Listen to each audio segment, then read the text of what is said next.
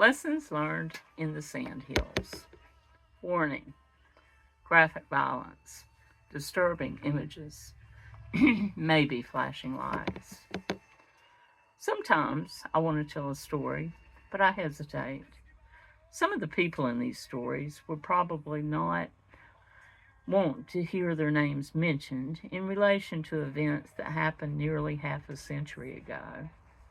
So I've decided to tell this story by giving the anonymous participants the names Thang 1 and Thang 2.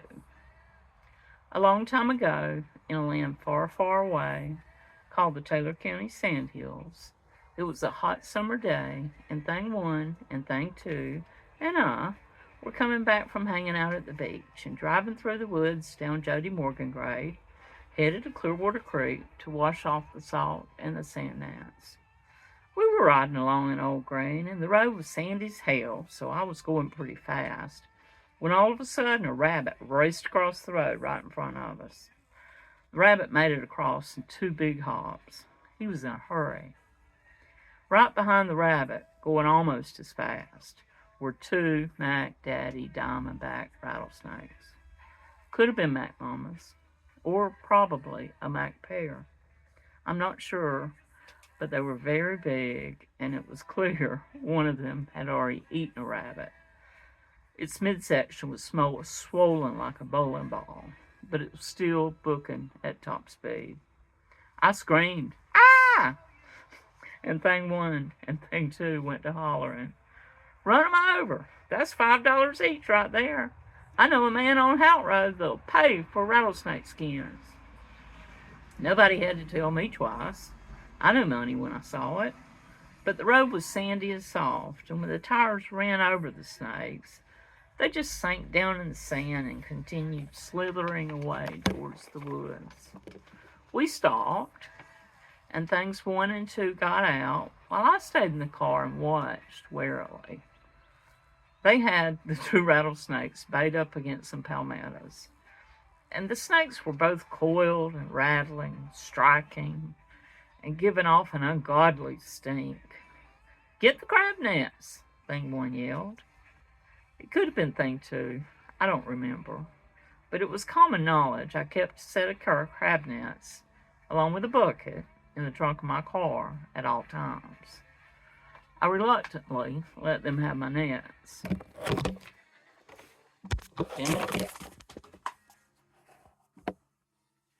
This situation was becoming, at best, not good.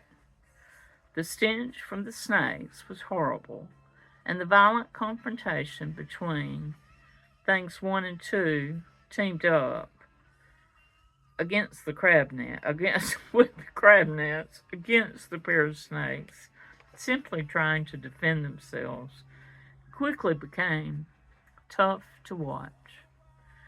By the time things were over with, Thing 1 looked about as green as my car.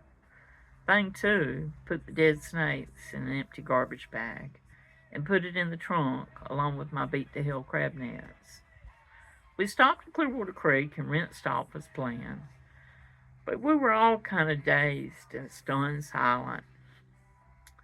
That rattlesnake fear funk smell still hung in the air. Thing 1 and I were standing on the bank drying off, while Thing 2 stood knee-deep in the shallows of the creek near the outflow of the culverts. We 2 watched from the bank, frozen in fear, and freaked further as a big old Zorro-masked water moccasin swam out of the culvert and twirled through Thing 2's legs a couple of times before he even noticed it. That thing wound through his legs like an overly friendly cat. I guess he felt a tickle, and when Thing 2 looked down and saw the lovey-dovey snake, he went jumping around and dancing like the evil queen in the red-hot iron shoes in the non-Disney version of the Snow White story. The moccasin quickly lost interest and continued cruising down Clearwater Creek on the current. We sold the dead diamondbacks to the buyer on Hawk Road and made 10 disturbing dollars. I never did that again. Lessons learned in the sandhills.